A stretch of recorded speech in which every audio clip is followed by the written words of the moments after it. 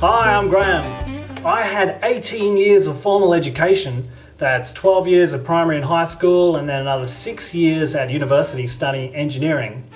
And during that time, I learned a lot about how to think, but very little about how to feel or how my emotions worked. In fact, I can't remember in that entire time a single class where he sat down and had a teacher teach me how my emotions work. Now, possibly, maybe in art classes or in music classes or maybe even in English they might have come close, but really nothing all that direct and concrete. And that's a shame because fundamentally as humans we're all driven by our emotions. All our behaviour is an attempt to either move towards pleasure or move away from pain. So emotions are absolutely key to getting what we want in life. They're also the key to a successful relationship, especially with women. So in the rest of this video, I'm going to give you a quick intro into how your emotions work. Now, emotional mastery researchers come up with all sorts of lists and categories for different kinds of emotions, but I like to keep it really simple. So for the purpose of this video, I'm going to suggest that we break it down into 8 basic emotions. Peace, love, joy, anger, sadness, fear, guilt, and shame. Now there's lots of different combinations of these emotions that can happen to us, and other people categorize them slightly differently, but really, if you just get a handle on these basic 8, you'll be streets ahead of all the other guys out there.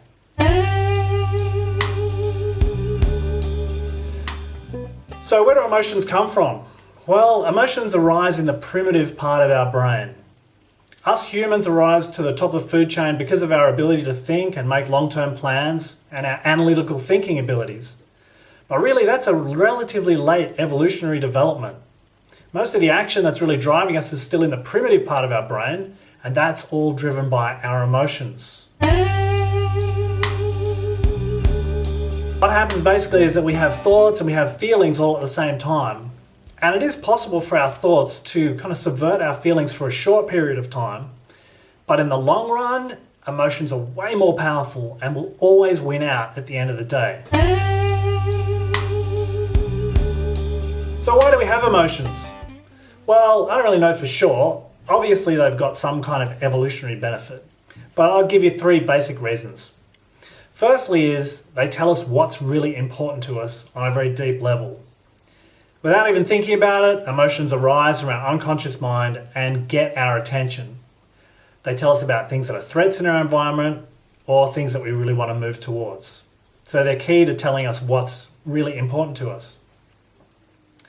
They're also the basis of close connection and trust with other people. So feelings are really important in relationships. And finally, feelings play a very key role in memory and our ability to remember things that happened in the past.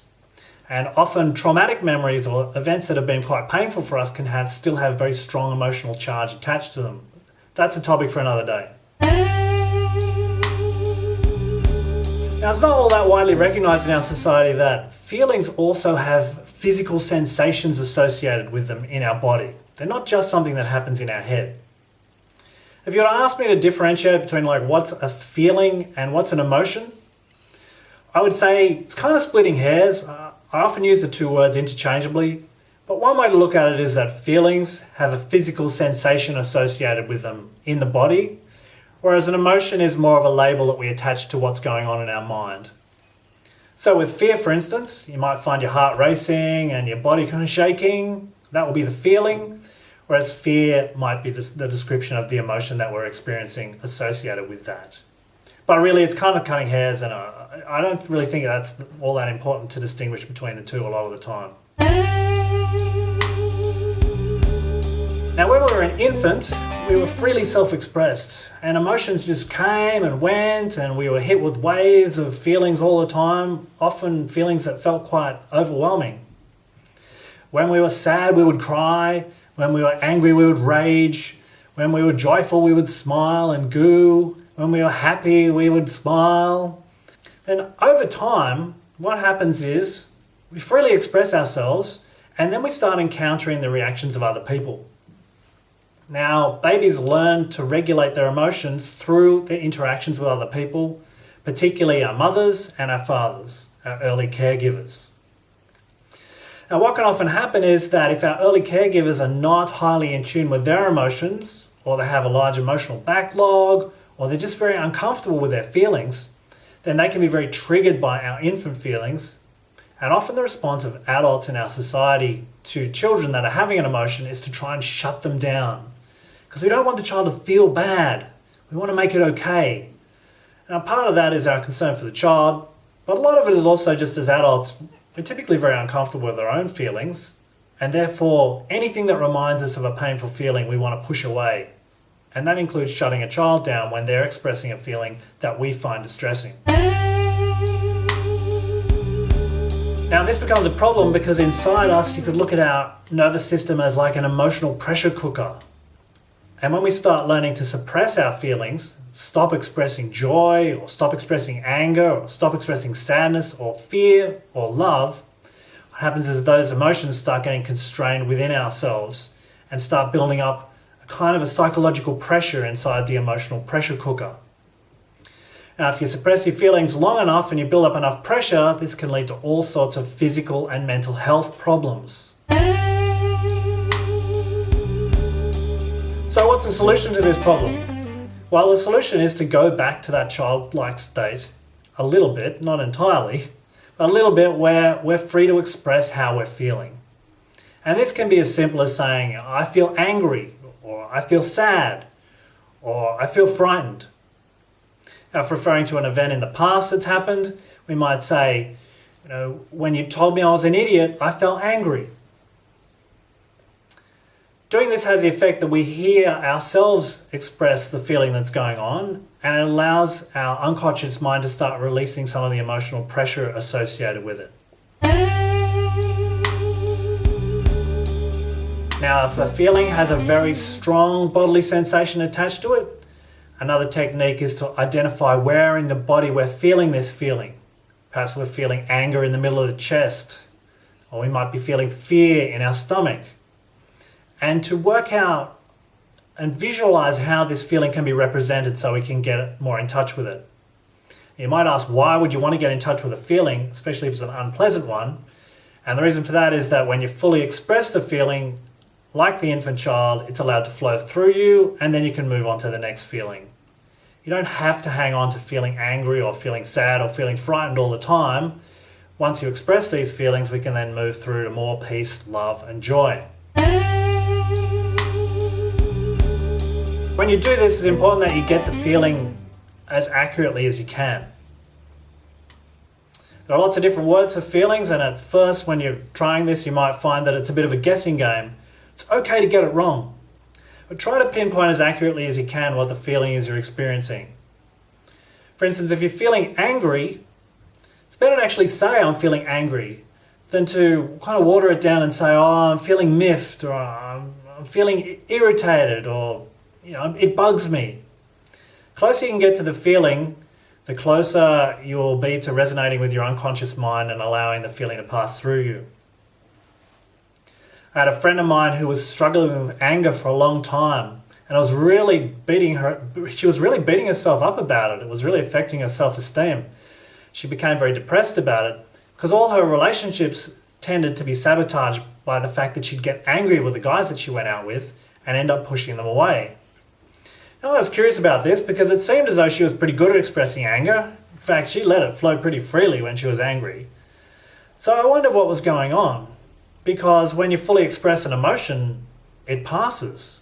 And yet my friend was stuck in this vicious cycle of getting angry over and over. So I said to her, look, there must be something else going on. Maybe there's some other emotion underneath the anger. Like when you're angry with these guys, like what are you really feeling? And she said, well, really, under the anger, I'm feeling hurt, but there's no way I'm going to tell the guy that. Well, I think that was the key to the problem that she was experiencing. Anger in her place was just a substituted emotion when she was feeling hurt. And because it was substituted, she was never really getting to the core of the problem, and that meant she was just generating more and more anger. Now, beware of the emotional backlog. If you've had a lifetime of suppressing your feelings and putting a lot of energy into this internal emotional pressure cooker that you may not even have been aware of up until now, then your nervous system could have quite a lot of pent-up energy in it, and you don't want to just unleash all that in one big go. So be very gentle with yourself. Also, it really helps to have another conscious mind to communicate with when we're expressing our feelings. It just makes everything so much more powerful when we can receive empathy from another conscious human being. So because of these reasons, I highly recommend that if you've had a history of not dealing with your feelings well, that you get in touch with a counselor, psychologist, or an emotional mastery coach like myself, somebody who's trained in dealing with emotions and can help you to identify what you're feeling and how best to express it. Also, I highly recommend that you get yourself a copy of this book, The Keys to Emotional Mastery by Nicholas D. Costella. This is the most concise and most powerful reference that I've come across anywhere on how to deal with your emotions. And I've got Nicholas's permission to include an electronic copy of this book as a bonus product when you purchase the Confident Man program. So the easiest way to get a copy of this is simply to purchase the Confident Man program at confidentman.net/program. I'm really keen to hear how you guys go with this. When I talk to women, their biggest complaint that I hear about the men in their lives is that they won't express how they feel. So this is an absolute life-changing experience to start learning this stuff. I'm very keen to hear how you go. Leave a message on the forums, leave a response to this video, and let me know how you go when you start learning more about how your emotions work. See you soon.